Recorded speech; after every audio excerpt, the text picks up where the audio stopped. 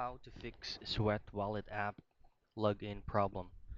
First things first is of course you have to make sure that your Sweat application is updated to the latest version by going to your Play Store, press on search, look for the Sweat Wallet. Now you'll be able to know if there is gonna be an update required for this application because update button will show here. And you'll just have to make sure that it is updated to the latest version. And then once you have updated the app, you can go ahead and try to log in, pulling up your account. Now, if it still doesn't fix the issue, all you have to do is go to your phone settings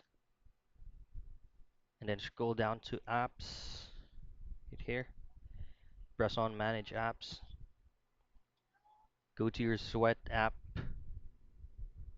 Wallet app, and then head over to clear data.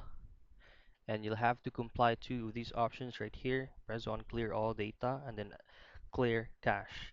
Now, once you've done this, you will automatically log you out from the application itself. Just try to relog in. It should fix the issue.